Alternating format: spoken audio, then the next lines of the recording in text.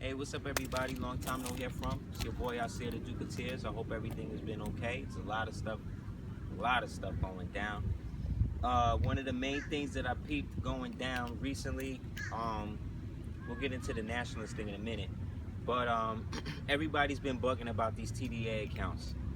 And one thing you guys should know about that is that, yes, when we were coming up in the initial 2000s and people were reading things like the Cracking the Code and the Redemption Manual and all of the old pseudo-patriot information that they co-opted from different governmental sources that were functioning through this thing called the Sons of Liberty, things like that. A lot of that initial information was cool, but the problem with it was, or is that it's coming from what they would refer to as patriot-influenced doctrine. Patriot-influenced doctrine is that type of information that was conducive for those so-called white, which really is not the term to use for them, but for lack of a better word, white males who were basically trying to play both sides of the fence. What you got to remember is that when we talk about the $5 Indians and we talk about the true Native Americans and stuff, what we're talking about is a compact that held between two factions that was somewhat at war, but were both somewhat disenfranchised from the greater so-called United States government. When you read the initial letter that Washington wrote to Sultan of Morocco, in the first line it talks about how the then government sought it proper to change their form of government. So what that shows you is that there was a government here prior to the establishment of the pseudo-United States government, which again is a corpus, what they would call a corpus delicti. But it's not really functioning under the premise of real law. It's functioning under the premise of commercial, corporate, or corpus law. That's why corporations are listed as corpse, right? C-O-R-P-S, period. Whereas the term corpse, meaning dead body, is C-O-R-P-S-E. So essentially what's happening is that these groups somewhere along the line after the late 1800s, they went to a lot of the so-called American Indian, a lot of the so-called Moors who was acting so-called black or whatever. They were putting themselves in a position to be put under the jurisdiction of somebody else, meaning that they already had a birthright, they already had land, but because they were at odds with each other, meaning the original Cherokees, the original Panahasawa, the original Washoe, the original Yamasee, the original what they call Seminole or Pamunkey, Lenape, all of these indigenous so-called nations that were here, they were all a part of the original compact of the empire. But because they used the egregious term Indian, it's got everybody thinking that you had to be an Indian to be that. But the original Indians that we talk about are the so-called black men and black women here in the Americas, right? Well, a group of them got together and supported what was called the Redmond Whig Society, or the Redmond Whig Party. And they basically went and met behind the forts to basically pay or receive money. Basically, it was also like counterfeit money from these same what became white nationalists, so that way they could now be known as Native Americans, and then the so-called American Indians, i.e. the Moors who had a nationality that were now letting it go to the wayside, they now were listed as black, Negro, colored, or whatever. So jump now to 2017, and you got these same guys now that's still trying to pump this. What you got to understand is that the governments of the world, because they got y'all in the fishbowl here in the United States, you're not really talking to nobody that live outside of here. So you think that what they saying is popping, when really the World Economic Forum is moving more towards working with indigenous governments. So what do you have now is that you have the United States that is now trying to co-opt nations like Bolivia, trying to do the silent war that they've been doing against Venezuela. They're doing a lot of silent embargoes against countries like Honduras on the low. Check it out, Honduras on the low. They're talking about secret sanctions against Uruguay, because Uruguay is going to be the only nation in the whole world where it's totally legal for you to have straight up weed, like crops, like acreage just full of weed. You can just go down there and buy it. Like, So what's also happening is that you have a lot of people moving out of the quagmire of the old banking system. So what that is doing is forcing the old banking systems now, when they start to go into the accounts to see what citizens are there, those of us that have basically repatriated back to the empire, they now can't use those accounts. So what they got to do is they got to bundle them up, right, into what they call freezed accounts or frozen accounts or block accounts. And then those block accounts are used, what's up, homie? So the block accounts are used as a means then for them to average against, meaning bet. What's up, homie? It's the crows. They looking out. So long story short, that has now created a backlash where they can't use people's exemptions no more the way that they've been using them. So what that means is that people actually have now greater access to their own personal accounts, whether it be Treasury Direct accounts, whether it be blocked up Social Security funds, the wages and benefits, because wages and benefits are private. Those cannot be taxed. You understand what I'm saying? And excise tax is against the law for anybody that has treaty, that is here under treaty rights, like me and you. So we can't really be forced to pay any exorbitant taxes and things like that to people who themselves owe us tax money. So what's happening is that you have a war now going inside of the so-called United States government, or corpus delicti, where now they are working or fighting against each other to see which ones are going to be able to go into the new banking systems that is basically like cryptocurrencies, trade, direct free trade agreements between indigenous governments. These are the type of things that we now have more access and power into. So while they're doing that, right, what they want you to do now is to go back into their system by still messing with their form of banking, by still dealing with their form of currency. And when you don't, they try to use scare tactics now to get you to do that, such as white supremacy. Because this whole thing that happened in South Carolina with David Duke and all of that is false flag stuff. All of that was basically under the jurisdiction of Eric Prince, who basically is the guy that runs Blackwater. And Blackwater, if you didn't know, is a private military contracting company that is actually, the president of Blackwater is Donald Trump's son-in-law. So what this lets you know is that this whole backlash against the white nationalists and the white nationalists running people over in the street and killing them, this is all to pump their little fake alternate right race war. But what the war is really about is the fact that you have a faction of Caucasian males within the society that realize that their time is up. So what they're trying to do now is graft themselves back into the original man. That's why you see this heavy perpetuation of so-called interracial relationships, where you have these white males that's always trying to look like they're better for the black woman than the black man, and then she's giving the mulatto babies and stuff. So that way, this is now a whole new generation that they can reincorporate themselves into and become back now as lighter-skinned black males to basically then control the darker-skinned black males, which is why they're pumping all of these lighter skinned so-called black activists against you, while all the darker skinned dudes is coming out against these guys. Because this whole thing is really being run between the two factions of Freemasonry. The black Freemasons, right, who are the slaves, and the white Freemasons, who are the real slaves, but they're really just acting, they're just really playing a role.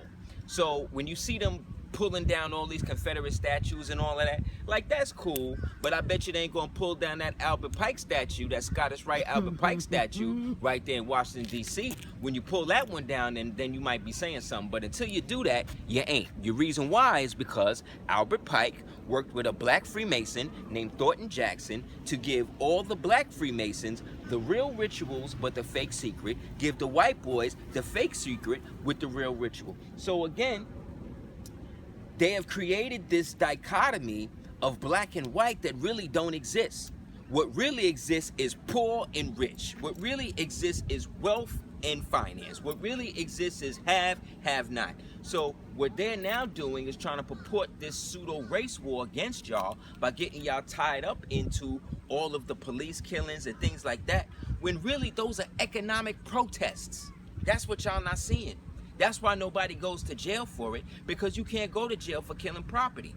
And black people say that they are property of the U.S. by their own mouth. It ain't by this cracker. The cracker can call you whatever he want to call you. You understand? Because in the end, he know that he's really not from here neither.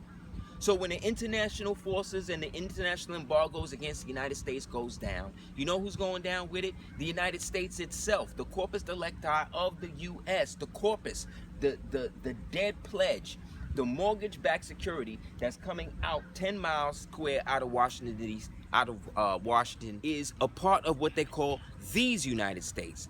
These United States represents what? London City, Washington, D.C., Tel Aviv in Israel, and what's the other one? Wall Street, New York. So in that, there really is no direct way for pseudo citizens of the United States to actually really access the funds they're trying to do. This is why you're getting so many reversals in the process. But regardless to who or what, it doesn't matter, because all of the accounts are basically going to have to go direct anyway. Because what's happening is that every time they put in a reversal in the accounts, right? Let's say, for people who don't know what I'm talking about, there's been a whole rush of people on the internet trying to use their social security cards as a means for their full now the reason why that's not going to work for all of y'all is because first of all, you can't be a U.S. citizen using that for your own thing, because you are still listed as their custodial self, as being your own flesh and blood person. If you haven't done nothing to establish your actual estate or ecclesiastical trust in which you reside in, he has to declare that that's what he is. If you do not declare that you are an American, what makes you an American is being or having permanent allegiance to a state. That don't mean one of the states in the United States. It means that you have to have come from an original state to be recognized by a state. Sounds confusing, right? But it ain't confusing to these devils that's been using it against you all these years, because they already understand. What that means is a state is really a state of being or state of mind. You understand? It's not a geographical location. That's what it means in the statutory, broken down, fake color. If you are here and you have not declared that you are independent from the corporate United States, then that means that you are subject to the jurisdiction of the United States and all of its municipalities and subsidiary agencies. When the United States, what made the so-called people who they say declared their independence, which again was a lie within itself, but what makes you actually an American is when you declare that you are separate from these colonial powers. That's the only way you can be that. That's why the Prophet Noble Joe Ali said, declare your nationality so that you may take your affair, you may take your place among the affairs of men. So when you are out there protesting what so-called white nationalists is doing, what you don't understand is they got you in a trick bag just like him. Because there's no such thing as a white nationalist. Because there's no place in the world called white nation, where a group of white men are behind a white flag and say that this is, we're white men, so this is our white nation. No, that's not what it is. What they have is a Union Society compact that was put under the Magna Carta, which allows them to reunify under the fictitious term white to apply to them. When we go back to ancient society now, when we look at real dictionaries and you look up the term black, it says this word used to mean white and used to be applied to the copper-colored people of North, Central, and South America, because white is a status, black is a status. So black people, according to the old definitions, when you say that you're black, that means you really want to be white. That's what status back to one another. When really all you are is a child of God, which means that you're a living soul. So on paper, yeah, I might be listed as a white man or white in the colorable system, because once I corrected my status, they had to correct what the original purpose of the status was.